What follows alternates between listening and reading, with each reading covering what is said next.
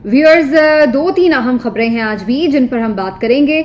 आपको बताएंगे कि इमरान खान साहब ने क्या बड़ा मुतालबा कर दिया है और उनके मुतालबे में क्यों वजन है, क्या ऐसी चीजें हैं, क्या ऐसे सवालात हैं, क्या ऐसे एविडेंसेस हैं जिसकी बुनियाद पर हम ये समझते हैं कि वो जो बात कह रहे हैं वो सिर्फ वही बात नहीं कह रहे बल्कि जनरली भी एक बहुत ही फेयर किस्म की ये डिमांड है जिस पे अमल होना चाहिए।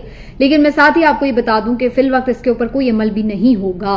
लेकिन वो क्या है, 9 मई के वाकयात के हवाले से वो आपको बताएंगे कि किस तरह डॉक्टर यास्मीन राशिद साहिबा कोर्ट ऑर्डर के बावजूद भी उन्हें कह दिया गया कि रिलीज कर दिया जाए, लेकिन इसके बावजूद उन्हें रखा हुआ है अभी तक बंद जेल में, और पुलिस ने उसमें क्या जानिबदाराना किरदार अदा किया है वो आपके सामने एक्सपोज करेंगे। साथ ही साथ आपको बताएंगे जहांगीर खान तरीन साहब कैसे री लॉन्च से पहले ही फेल हो गए हैं, फ्लॉप हो गए हैं, क्यों ये तासुर उभर रहा है इसके बारे में भी आपको बताएंगे। और इमरान खान साहब के ऊपर जो स्टिल पाबंदी अभी तक बाकी है कि उनका नाम तक नहीं आप ले सकते, उसके हवाले से भी थोड़ी सी गुफ्तगू करेंगे। आप सबसे रिक्वेस्ट है कि चैनल को कर लें सब्सक्राइब और वीडियो को लाइक और शेयर भी किया करें। और आप सबकी हौसला अफजाई का बहुत शुक्रिया। अगैन मैं जब भी आप लोगों के कमेंट्स पढ़ती हूँ मुझे बहुत हौसला मिलता है और बड़ी खुशी होती है कि आज भी लोग मौजूद हैं ऐसे जो कि सच और हक सुनना चाहते हैं और उसके साथ खड़े भी होना जानते हैं और दुआ गो भी हैं। तो आप सबका बहुत शुक्रिया एक दफा फिर से। आ जाएं जी स्टोरीज की तरफ। इमरान खान साहब ने एक बड़ा इंपॉर्टेंट आज मुतालबा किया जिससे वो पहले भी कर चुके हैं, और वो ये मुतालबा है कि जनाब 9 मई के वाकयात की एक इंडिपेंडेंट किस्म की इंक्वायरी होनी चाहिए, गैर जानिबदाराना इंक्वायरी डिमांड किया उन्होंने। मेरे नजदीक ये उनका बहुत ही फेयर डिमांड है और ये होना चाहिए। उसकी बुनियादी वजह यह है कि बहुत सारे क्वेश्चंस हैं जो कि रेज हो रहे हैं। ये इतना ओपन एंड शट नहीं है, ये सब कुछ इतना क्लियर कट नहीं है जैसे कि शो किया जा रहा है, जैसे कि दिखाया जा रहा है और बाकायदा दिखाया जा रहा है। मतलब बिल्कुल इसको कहते हैं ना जैसे कि ट्रायल का किसी को मौका ही ना दिया जाए, किसी के पॉइंट ऑफ व्यू को आने ही ना दिया जाए, किसी को बिल्कुल आप बंद कर दें, दीवार से लगा दें और फिर उसके बाद जो मर्जी उसके खिलाफ नैरेटिव बनाएं, कुछ भी उसके ऊपर जुर्म साबित कर दें और वो कुछ कह भी ना सके अपनी सफाई में। तो कुछ ऐसी ही सूरत हाल 9 मई के इंसिडेंट के हवाले से लग रही है। इसके ऊपर बेतहाशा सवाल पहले ही से मौजूद थे। अब डॉक्टर यास्मीन राशिद साहिबा की जो बेगुनाही अदालत ने अपने फैसले में लिख दिया, उसके बाद तो मजीद उसके ऊपर मोहर तस्दीक सख्त हो गई है कि क्या वाकई 9 मई के वाकयात पीटीआई की पार्टी पॉलिसी थी या फिर 9 मई के वाकयात की आड़ में पीटीआई को क्रश किया जा रहा है। और बहुत से सवाल जो पहले भी हमने भी उठाए, एतजाज अहसन साहब ने बड़े वोकल होके उठाए हैं, बहुत सारे इंडिपेंडेंट इदारे, इंटरनेशनल मीडिया, बीबीसी की आप स्टोरी देख लें, अल जजीरा की स्टोरी देख लें, बहुत सारे दीगर जो इंडिपेंडेंट मैगजीन्स हैं, ऑनलाइन जरीदे हैं, उनकी स्टोरीज देख लें, तो वो इनके हवाले से सवाल उठा रहे हैं कि ये बहुत कुछ फिशी है इसके अंदर, इसको प्रॉब होना चाहिए, इसको प्रॉपर इन्वेस्टिगेट होना चाहिए।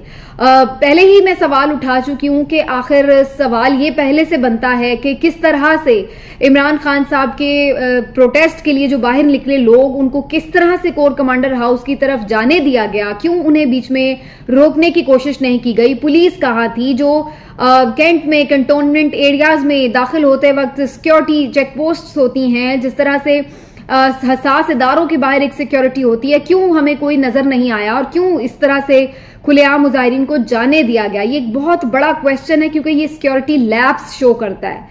एक बात, दूसरा फिर ये भी क्वेश्चंस उठाए जा रहे हैं कि क्या जो वहां पर जलाओ घेराव किया गया वो सिर्फ पीटीआई के कारकुनान ने किया या वहां पर कुछ लोग और थे जो इश्तियाल दिला रहे थे लोगों को, क्योंकि पीटीआई की बहुत से लीडर्स की ऐसी वीडियोस मौजूद हैं जिसमें वो मना भी कर रहे हैं।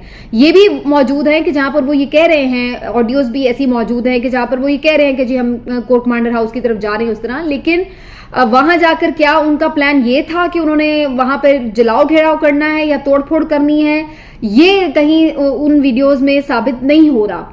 वहां जाके मुमकिन है वो समझते हो कि उन्हें प्रोटेस्ट करना है, पुरअमन प्रोटेस्ट करना है, बाहर जाके कोई धरना देना है और उस टाइप का, लेकिन ऐसा कोई उसमें रेलेवेंस नजर नहीं आ रही है। लेकिन वहां पर जो लोग जो मौजूद थे, जो लोगों को इंस्टिगेट कर रहे थे, इश्तियाल दिला रहे थे, वो कहाँ हैं, वो कौन है, वो पकड़े गए या नहीं पकड़े गए, वो किसके ईमा पर ऐसा कर रहे थे, ये बहुत सारे सवालात हैं।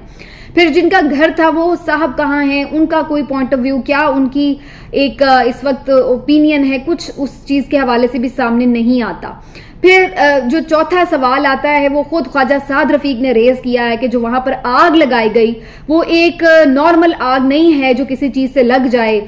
इमारत को इस तरह से आग लगता देखना बहुत आसान नहीं है जज करना कि किस तरह लगाई गई।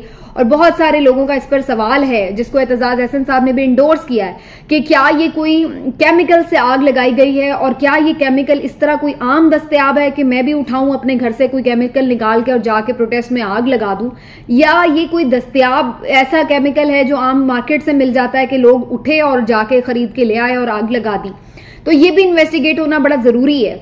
एतजाज हसन साहब तो ये तक कह रहे हैं कि कुछ डॉक्यूमेंट्रीज में ये बात की जा रही है कि ऑलरेडी भी उसमें मुजाहिरीन के आने से पहले भी इमारत के अंदर बहुत सारी चीजें हो चुकी थी, कोई शीशे टूटे पड़े थे या कुछ इस तरह की चीजें। तो बहुत से क्वेश्चंस इसके ऊपर ऑलरेडी मौजूद थे। फिर एक सवाल बहुत अहम है वो ये कि ये सब भी मान लिया जाए कि ये प्रोटेस्टर्स ने किया, इश्तियाल में आके किया, ये सब सवाल अपनी जगह आप एक तरफ रख भी दें उठा के, तो क्या जो आप लोग पकड़ रहे हैं और वो प्रेस कॉन्फ्रेंस करते हैं तो वो ऑटोमेटिकली कैसे उन एलिगेशन से फ्री हो जाते हैं? कोई इस बात का जवाब दे दे कि क्या उनके ऊपर 9 मई के वाकयात के हवाले से एलिगेशन हैं और अगर वो प्रेस कॉन्फ्रेंस कर देते हैं, इमरान खान का साथ छोड़ने का ऐलान कर देते हैं, तो क्या वो उससे क्लीन हो जाते हैं?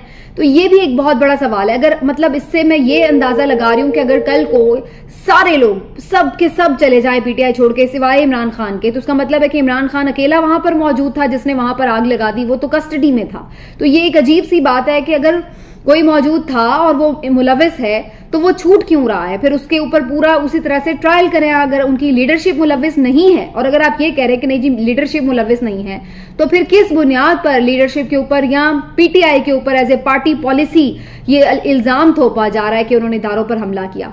तो दोनों में से किसी एक मौकिफ को तो साबित करना होगा। या तो आप ये कहें कि जी पार्टी पॉलिसी थी, पूरी लीडरशिप इन्वॉल्व थी, ओके फाइन, फिर सबको छोड़ क्यों रहे हैं? और या फिर ये साबित करें कि जी पार्टी पॉलिसी नहीं थी, कारकुन इश्तियाल में आए, उन्होंने आके वो काम किया, फिर कारकुनों को पकड़ लें और पीटीआई की लीडरशिप को, पीटीआई को एज ए जो पॉलिटिकल पार्टी है वो फिर आप उसको फ्री करें इस एलिगेशन से।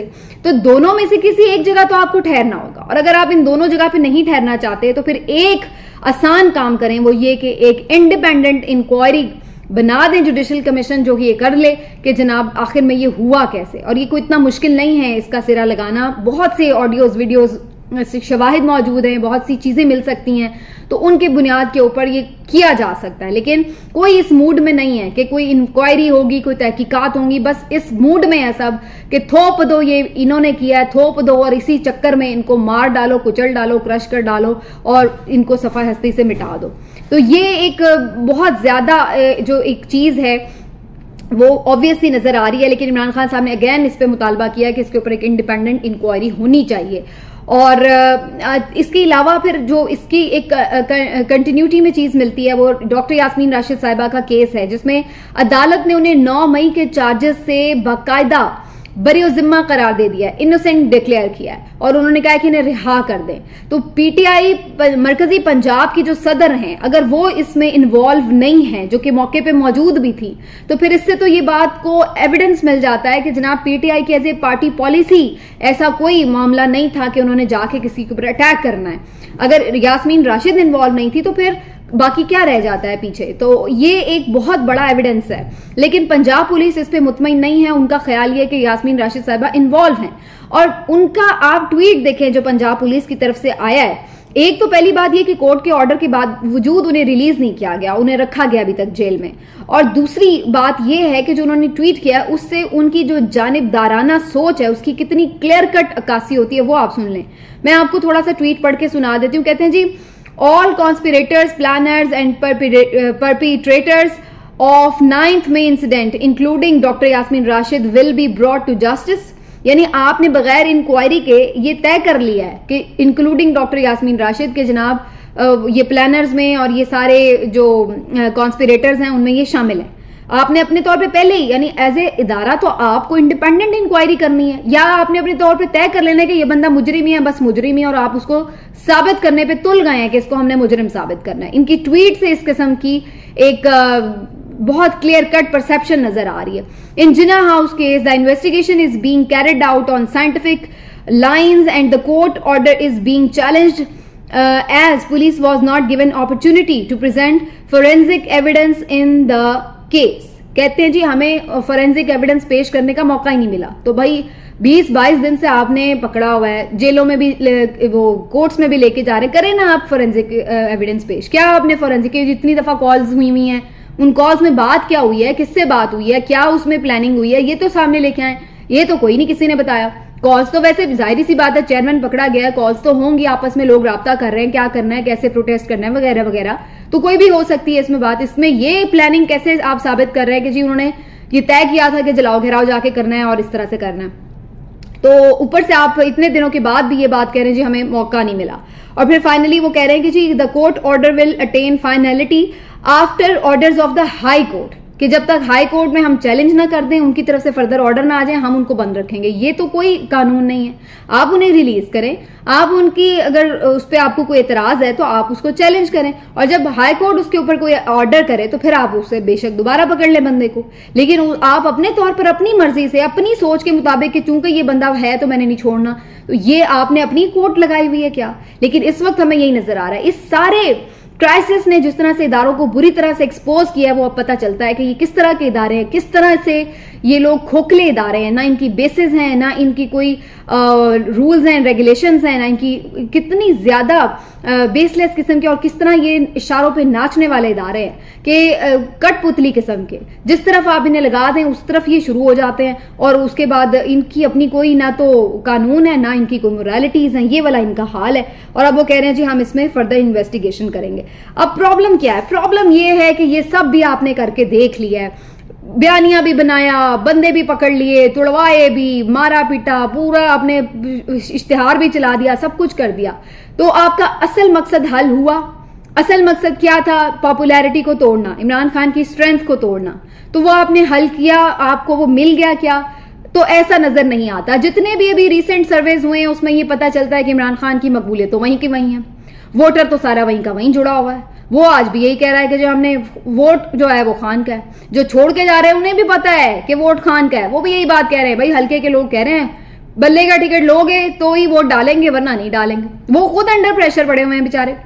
तो ये आपने जो एक मकसद हासिल करना था वो तो आप नहीं हासिल कर सके, वो तो आप उसमें फेल हो गए, क्योंकि लोग तो नहीं मानने के लिए तैयार कि इमरान खान दहशतगर्द है, लोग तो नहीं मानने के लिए तैयार कि उन्होंने जलाओ घिराओ कोई प्लानिंग से किया, या उससे उन्हें कोई फर्क नहीं पड़ा लोगों को। भाई वो तो वहीं खड़े हुए हैं उसके बावजूद भी। यानी इसको अगर मैं समराइज करूं तो आप कह सकते हैं आपने लीडर तोड़ लिए, वोटर नहीं आपसे टूटे। वोटर वहीं खड़ा हुआ है, लीडर टूट गए, वो आपने दबाव डाल के ले गए। आप वेरी गुड, मुबारक हो आपको, और उनको भी मुबारक हो जिनके पास जा रहे हैं। और वोटर आपका वहीं का वहीं खड़ा हुआ है, वो वहीं जमा हुआ है। तो अब असल परेशानी ये है, और यही वजह है कि जहांगीर खान तरीन साहब का जो री-लॉन्च करना था, री-लॉन्च 2, वो लॉन्च होने से पहले ही फ्लॉप हो गया है। वो डब्बा फिल्म साबित हो रही है। और यही वजह है कि जो एक बड़ा बिग बैंग करके बड़ी उनकी कोई सेरेमनी होनी थी कि जनाब बड़ा कोई स्पेशल इवेंट मुकर्रर करके दिखाएंगे, तकरीब हो रही होगी कि जनाब जहांगीर तरीन के पास पता नहीं क्या पावर आ गई है, तो वो ठूस हो गया।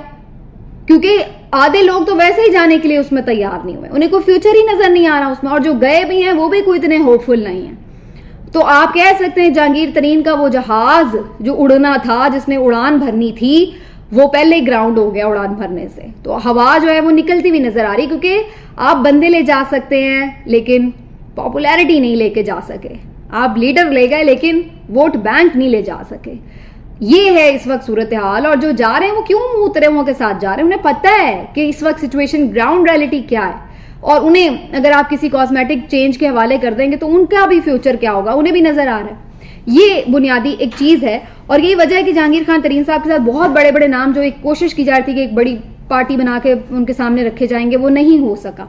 और अल्टीमेटली अब एक डेमोक्रेट्स के नाम से शायद कोई नया अलग भी ग्रुप बनाया पंजाब में, हाशिम डोगर साहब ने, मुराद राज साहब और कुछ लोग भी हैं जिनको वो अभी सीगा एराज में रखा हुआ है उन्होंने।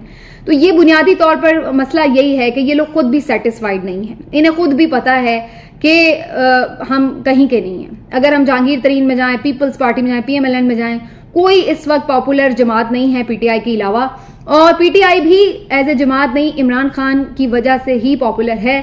अगर आप PTI में नहीं रहते, इमरान खान को छोड़ते हैं, तो फिर आप PTI 2 बनाएं, 3 बनाएं, हकीकी बनाएं, डेमोक्रेटिक बनाएं, जो मर्जी उसके साथ साहब के लाके लगा लें, लोग कबूल करने के लिए उसको तैयार नजर नहीं आते। और आखिर में मैं बात करूंगी इमरान खान साहब की पाबंदी के हवाले से, जिसका मैंने थोड़ा जिक्र भी किया है कि उनका मौकिफ तो पहले ही नहीं आ रहा था, उनसे रिलेटेड खबरें भी नहीं आ रही।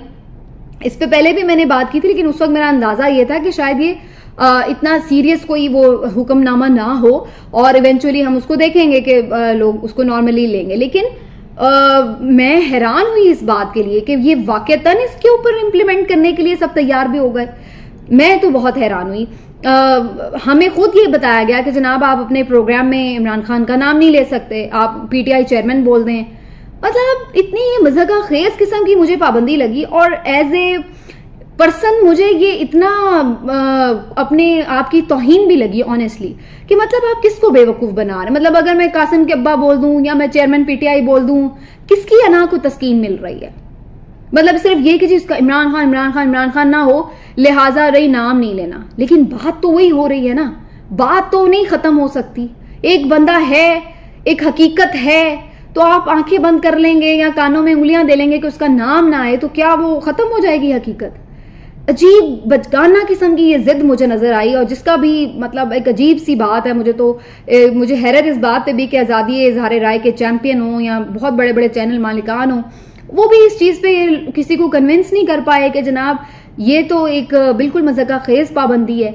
या तो होता है ना कि कोर्ट ने ऑर्डर किया हुआ है, जैसे नवाज शरीफ साहब के केस में या अल्ताफ हुसैन के केस में था, तो एक अलग बात है कि कोई मफरूर है, एब्सकॉन्डर है जी, उसको आप ग्लोरीफाई ना करें। इमरान खान पे तो अभी कोई जुर्म साबित नहीं हुआ, तो फिर उसके ऊपर किस बात की पाबंदी है। वो क्यों नहीं मीडिया पे आ सकता। या तो फिर जुर्म साबित हो गया और फिर भी हम कहें कि चलो जी उसको ग्लोरीफाई नहीं करना, इसलिए उसका नाम नहीं लेना, तस्वीर नहीं लगानी, तस्वीर ना आए, उसकी शक्ल ना आए, उनका कोई सॉर्ट नहीं चल सकता, उनका नाम नहीं कोई ले सकता। अगर कोई तज्जियाकार को बाहर का गेस्ट आके नाम ले ले तो बीप लगा दो। तो अजीब एक टेंशन में डाला हुआ है कि प्रोग्राम करना मुश्किल हो जाता है ऐसी सूरत में। तो ऑटोमेटिकली मुंह से निकल आता है एक चीज, बात आप जब कर रहे हैं, अब आप पहले इतना सोचें कि जनाब मैंने चेयरमैन पीटीआई कहना है, या मैंने कासिम के अब्बा कहना है, या मैंने मतलब क्या कहना है मैंने। तो आप अजीब सी एक, मुझे तो बड़ा बहुत ही वियर्ड लगा ये अजीब सी पाबंदी। और मेरा ख्याल है कि जरूर इस पर जो सहाफती तंजीमें हैं उनको बात करनी चाहिए कि भाई ये क्या है। आप ठीक है कह सकते हैं कि जी ग्लोरीफाई ना करो, एब्सकॉन्डर्स को ना करो या उस तरह, लेकिन इसका मतलब ये तो नहीं है कि हम नाम ले रहे हैं तो हमारे ऊपर उल्टा जो है उस चीज के कोई दबाव आ जाएगा या क्या हो जाएगा। तो ये अजीब सी हम एक सूरत हाल से गुजर रहे हैं। अल्लाह ही हमारे हाल पे रहम फरमाए। मिलते हैं अगले वीलॉग में, अपना ख्याल रखिए। अल्लाह हाफिज।